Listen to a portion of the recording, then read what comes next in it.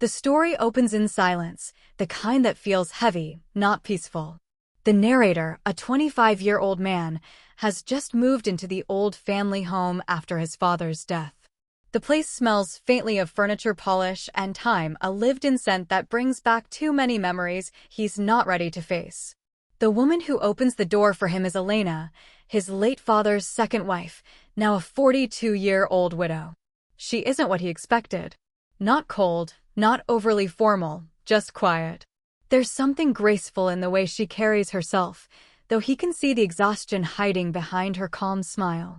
The house feels larger than it should be, as if it was meant to hold more people, more laughter, more noise. Now, only their soft footsteps and the echo of their politeness remain. At first, their conversations are minimal. "Good morning. I made coffee. Thank you." Each word feels rehearsed, like two people performing familiarity without really having it. He calls her Tita Elena, even though the title feels too distant for the strange closeness of their situation. She doesn't correct him, though there's a flicker of something in her eyes every time he says it, maybe nostalgia, maybe restraint. In the mornings, he often finds her sitting by the window, a shawl wrapped around her shoulders, watching the garden his father once tended. She looks peaceful, but her stillness carries weight, like she's listening to something no one else can hear. When she turns and catches him watching, she smiles politely, but it never reaches her eyes. He wonders if she used to smile differently before all this. One day, as he repairs the broken gate at the front yard, Elena walks up behind him to hand over a glass of iced tea. The afternoon sun falls on her hair, glinting off strands of brown and silver. "You didn't have to," he says, wiping sweat from his forehead. "You're helping," she answers, her voice soft but firm. Her hand brushes his when she passes the glass, a fleeting contact, barely a second long, but enough to leave a trace of warmth that lingers far longer than it should. Inside the house, the ticking of the old clock fills the silence. He starts noticing little things, the way she hums quietly when she's nervous, the faint scent of jasmine that follows her through the hallway, the way she pauses by his father's photograph before turning off the light each night. There's no clear moment that defines the start of whatever is unfolding between them. It's not attraction, not yet. More like recognition, two people orbiting the same grief, moving carefully through spaces that still belong to someone else. When she thanks him for fixing the gate, her tone is gentle, but her eyes hold something else, a quiet gratitude mixed with loneliness. He doesn't know why his chest tightens, or why he keeps thinking about it long after she's gone to bed. For now, they remain careful, polite strangers sharing the same roof. But beneath that calm surface, something has begun to stir, not passion, not desire, but a slow, human warmth that neither of them expected to find again. Days blend softly into weeks. The house begins to breathe again, not with joy, but with something gentler, quieter. The narrator starts to notice small changes, the faint hum of a song coming from the kitchen, the way sunlight filters through the lace curtains, catching the dust in midair like floating memories. It's no longer just his father's house. Slowly, it becomes their space, shared, though still delicately divided by silence. Elena begins the first real conversation between them. It happens one afternoon while he's fixing the old radio in the living room. She sits nearby, folding laundry, her hands moving methodically. "Your father loved that old thing," she says. "He used to play songs while we had dinner." He looks up, surprised by her openness. "He used to do that before, too. With me," he replies softly. For the first time since he arrived, their eyes meet without awkwardness, and something eases between them. From that day, the rhythm of the house changes. She starts leaving an extra plate on the table during dinner. He helps her carry groceries, fixes loose cabinet hinges, and listens when she talks, not just to respond, but to understand. She begins to laugh again, just a little, and it's a sound that stays with him long after. Their bond builds not from confession, but from small, ordinary moments. She tells him about the books she never finished reading, about her late-night walks in the garden. He shares stories from the city, his struggles, his plans that don't always make sense. The age gap between them feels less like distance and more like balance, her calm grounding his restlessness. One evening, a storm knocks out the power. He finds her in the kitchen, lighting candles. The warm glow softens her features, her eyes glimmering gold, her smile hesitant but kind. "Guess we'll have to eat by candlelight," she jokes. He chuckles, surprised by how natural it feels. They share soup and conversation, the sound of rain wrapping around the house like a lullaby. As they talk, he notices details he hadn't before: how she tucks a loose strand of hair behind her ear when she's shy, how her laughter fades into quiet moments of thought. When she asks about his life before moving in, her tone is careful, respectful. He tells her more than he expected, about loneliness, about missing his father, about not knowing what comes next. When he finishes, she places a hand over his for just a second. "He would be proud," she says, her voice tender, trembling slightly. The gesture is small, nothing improper, but the warmth of her touch stays long after she pulls away. Later that night, as he lies awake, he realizes the silence in the house has changed. It's no longer cold or heavy. It feels alive, filled with the faint echo of laughter, the scent of candles, and the memory of her voice telling stories in the dark. Something unspoken has begun to form, fragile, hesitant, but undeniably there. And though neither of them name it, both can feel its quiet pulse growing stronger beneath the calm surface of their days. It begins with restlessness, the kind that creeps in when the world is quiet and your thoughts start to echo. He lies awake, staring at the ceiling, listening to the soft hum of the ceiling fan. The house is asleep, or so he thinks, until he catches the faint flicker of light coming from downstairs. He gets up, barefoot on the cool tiles, following the soft glow that spills from the living room. There, sitting on the couch with a half-read book resting in her lap, is Elena. The TV plays low, more for company than attention. She looks up, startled for a moment, then smiles, the tired kind of smile that asks no questions. "Couldn't sleep," she says. He shakes his head. "You too." She closes her book gently. "I tried." Nights are longer lately. There's no invitation in her tone, yet he sits across from her. The quiet between them isn't uncomfortable anymore, it's something else now. A space filled with shared exhaustion, unspoken grief, and a quiet comfort neither fully understands. They start talking softly, almost whispering, as though afraid to wake the ghosts in the house. She tells him she still dreams of his father sometimes, that she wakes up expecting to hear his footsteps. He listens, his chest tight with sympathy and something harder to name. He says, "I remember how he used to leave the porch light on for me. Every night. Even when I was late." Elena nods, her gaze softening. "He was proud of you," she says, her voice trembling just slightly. "He always said you had a stubbornness and my patience." He laughs under his breath. "I'm not that patient." Her smile fades into something thoughtful. "You are," she whispers. "You just don't notice." The rain outside begins gentle at first, then steadier. The lamplight casts a warm circle around them, and the air feels closer, heavier. She gets up to place the book on the shelf, standing on her toes. Without thinking, he moves beside her, reaching up to help. Their fingers brush, a single, accidental touch, and for a heartbeat, neither moves. It's not the touch itself, but the stillness that follows it.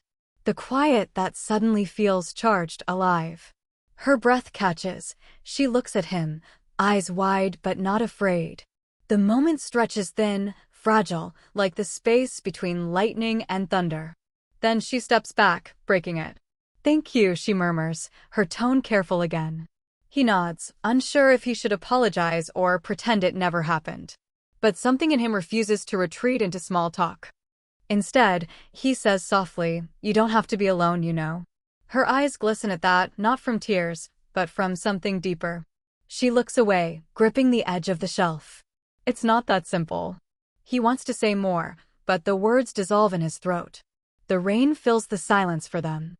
When he finally goes upstairs, the image of her, standing under the warm light, her shadow stretching long across the floor, stays with him. He realizes it's not loneliness that keeps him awake anymore. It's the memory of her eyes, and the question they left behind. What if we both wanted the same thing, but were too afraid to admit it? Morning arrives too quickly, the kind that comes without rest. The rain has stopped, but the air still smells like it. He wakes to the faint sound of dishes clinking downstairs. For a moment, he forgets the night before, the quiet conversation, the touch, the words that weren't supposed to mean anything. But as soon as he hears her voice humming softly in the kitchen, the memory returns, vivid and heavy. He hesitates at the top of the stairs, unsure of what to do. How do you greet someone after a moment like that? Do you smile, pretend nothing happened, or say too much? He takes a deep breath and walks down, every step feeling deliberate, cautious. Elena is by the sink, her back to him, sleeves rolled up, hair tied loosely. The morning light through the window outlines her figure in a soft glow. There's something almost serene about her, but when she turns and sees him, her expression shifts, just for an instant. A flicker of tension. Recognition. Then, quickly, composure. "Good morning," she says, as if the words could rebuild the distance between them. He forces a small smile. "Morning. You're up early." "Couldn't sleep," she replies, keeping her tone light. "Old habits." He nods, sits at the table, pretending to be absorbed in his phone. She sets a cup of coffee in front of him. The cup rattles slightly when she puts it down, maybe from her hand trembling, maybe from the echo of what they both remember. For several minutes, silence fills the room again. But it's not the old silence, not the peaceful kind. This one feels crowded. Every movement, every glance carries weight. When she finally sits across from him, she keeps her gaze on her cup. "I was thinking," she says after a long pause, "maybe it's best if you start looking for a place of your own soon." He looks up sharply. "I didn't mean to," she interrupts gently. "I know. You didn't." She sighs, her voice softer now sadder. "But people see things. They talk. And I don't want you to be caught in something unfair." Her words land like stones. Not because she's wrong, but because she's right. He looks at her, the faint lines near her eyes, the weariness behind her strength, the quiet guilt she carries even when she's done nothing wrong. "I just don't want to lose the peace we finally found," she adds, almost in a whisper. He swallows hard. "You think we can just go back?" She looks at him then, finally meeting his gaze. "We can try." The effort in her eyes hurts more than the distance she's trying to create. He nods, pretending to agree, though every part of him wants to protest. When she stands to clear the table, their hands nearly touch again, but this time, both pull away too quickly. The restraint burns. Later, when he leaves the house for a walk, he glances back through the window. She's there, standing where he left her, her hand resting lightly on the counter, her face unreadable. It's clear now, they haven't undone anything. They've only learned to hide it better. And as the day stretches on, he realizes that silence, once comforting, has become a punishment neither of them deserves. Days pass in careful rhythm, the kind of calm that feels rehearsed, not real. The house returns to routine, breakfast shared without eye contact, evenings spent in separate rooms, the hum of distance growing louder with every polite exchange.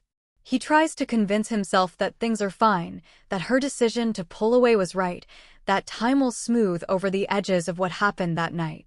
But time, instead, sharpens it. He catches himself listening for her footsteps in the hallway, watching the kitchen light flicker on late at night, waiting for her voice to fill the quiet and realizing it doesn't anymore. The absence hurts more than the tension ever did. One evening, the faucet in the kitchen begins to leak again, the same one they fixed together weeks ago. He offers to help without thinking.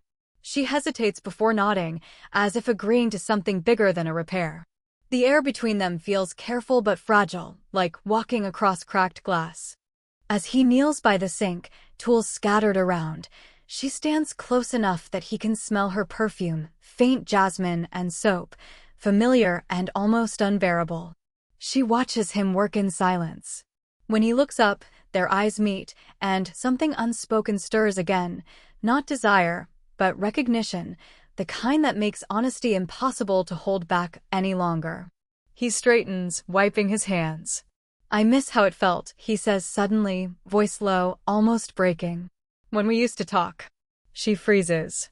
The words hang in the air like something sacred, dangerous. Don't, she whispers. Please don't say that. He takes a slow breath. I have to. Because pretending I don't feel it, it's worse. Her eyes flicker, full of conflict. You're young. You don't know what this could cost us. He shakes his head. I know enough to see that we're both just lonely. And that what we have, it's not wrong. It's just real. The faucet drips between them, steady and merciless. She closes her eyes, as if gathering strength. You don't understand, she murmurs. You're giving meaning to something that shouldn't have any. He steps closer, careful not to touch her. Then tell me to stop. Tell me you don't feel it too. The silence that follows is long. Her breathing falters, lips parting not to speak, but to keep herself steady. When she finally opens her eyes, they're shimmering. You shouldn't say these things, she whispers, but her voice trembles. He doesn't reach for her, but the urge is written all over him. Then, unexpectedly, she lifts the hand to his face, tentative, shaking. Her fingers graze his cheek, a soft, fleeting touch that feels both like comfort and farewell. You're kind, she says softly. Too kind. And that's why I can't let you ruin yourself for me. Her hand lingers one more second, then falls away. He wants to argue, to promise he isn't breaking, but the look in her eyes tells him she's already hurting enough for both of them. When she leaves the room, he stays behind, listening to the drip of water echoing in the sink, steady, rhythmic, like the beating of a heart that spoke too late. And for the first time, he realizes that love isn't always about holding on. Sometimes, it's about knowing when to stay silent, even when silence feels like loss. It happens on a night that feels like any other, still, quiet, the world holding its breath. He's in his room, trying to read but unable to focus, when a soft knock breaks through the silence. Can we talk? Elena's voice drifts through the door, calm but careful. He opens it and finds her standing there, wearing a light sweater over her nightdress. There's nothing rehearsed in her expression, only exhaustion, and something that looks a lot like surrender. They sit in the living room, the same place where everything began weeks ago. The lamplight casts a golden hue over her face, softening the years, making her look almost like someone younger, or maybe just freer. She folds her hands on her lap, eyes lowered, as if weighing each word before speaking. I shouldn't have asked you to stay away, she begins quietly. It wasn't fair. I thought I was protecting us, but all I did was build more walls. He listens, his chest tight. The tone of her voice is different tonight, not defensive, not afraid, just honest. I've spent so much of my life doing what's proper, she continues. Keeping things tidy, predictable. But lately I can't tell if that's strength or just fear. He leans forward slightly. Fear of what? Her gaze lifts to meet his. Of being seen again. Of feeling something I thought I'd buried with your father. The words land between them like a confession. Neither moves, afraid that any sudden gesture might shatter the fragile truth now hanging in the air. He exhales slowly. You don't have to be afraid of that. She shakes her head, a faint, sad smile crossing her lips. It's not that simple. People judge. And I've spent so long trying to be someone they can't judge. He studies her, the faint tremor in her hands, the glint of light on her wedding ring she still wears out of habit. You've earned the right to just feel. To be human again. For a long moment, she says nothing. Then, almost without thinking, she reaches across the space between them. Her fingers find his hand, resting on the couch cushion. The touch is gentle but steady this time, no accident, no hesitation. Her voice softens. Sometimes I forget what that feels like. He doesn't move, afraid even a breath might break it. The warmth of her hand seeps into his, a pulse of life between them. I don't want to cross lines we can't return from, she whispers, eyes glistening. Then don't, he answers. Just stay here. For now. She exhales shakily, then leans closer until her shoulder brushes his. The contact is light, barely there, yet the entire room seems to fall away. He can feel her heartbeat against his arm, slow and uneven. Minutes pass like hours. They say nothing, only breathe the same quiet air. Eventually, her head tilts, resting against his shoulder, her hair brushing softly against his neck. No words are exchanged, only the sound of their shared silence, the soft hum of the refrigerator, and the faint rhythm of her breathing slowing in sync with his. It's not a confession. It's not even an answer. But it's something real, a fragile piece made of truth and restraint. And as he sits there, holding that moment as carefully as one holds a bird they're afraid to lose, he realizes that love doesn't always need to be spoken aloud to be known. The first light of morning filtered through the curtains, soft, golden, and almost apologetic, as if afraid to disturb the fragile stillness that had settled over the house. Elena stirred first, blinking against the pale sunlight spilling across the floor. She realized then that she had fallen asleep on his shoulder, her hand still resting near his. For a moment, she didn't move. The peace she felt was foreign but tender, the kind that comes only after long nights of quiet storms. He was awake, too, though he didn't speak. They sat like that, unmoving, caught between two worlds, one defined by restraint and the other by the simple, undeniable comfort of being seen. When she finally stood, the absence of her warmth felt immediate. She turned to him, brushing her hair back, her expression unreadable. "We should talk," she said softly. He nodded. "I know." They met again in the kitchen, where the smell of brewing coffee filled the air, ordinary, grounding. She poured 2 cups, sliding one toward him across the table. Neither reached for it right away. "I don't regret last night," she began. Her voice trembled slightly, but her eyes were steady. "But it scared me. Not because it was wrong, but because it reminded me how easily I can feel again." He looked at her, the woman who had once seemed so untouchable, so tightly bound by grief and guilt, and realized how much she had changed. There was softness now where there had been armor. "Maybe that's not a bad thing," he said. She smiled faintly. "Maybe not. But it means we have to be careful. You deserve your own life, your own choices. Not just to be a reflection of someone else's loss." Her words were kind but heavy, each one landing with a quiet finality. He wanted to argue, to tell her that what they shared wasn't confusion or grief, but something alive and real. But he didn't. He understood. Some truths weren't meant to be owned, they were meant to be respected. "I'll be leaving in a few weeks," he said instead. "The company called about a position in Manila. I think maybe it's time." She nodded slowly, her fingers tracing the rim of her coffee mug. "That's good. You should go."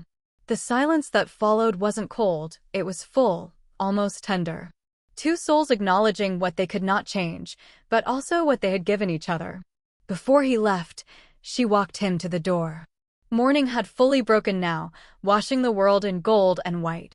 She hesitated, then reached up to fix the collar of his shirt, a small, familiar gesture that said everything words could not.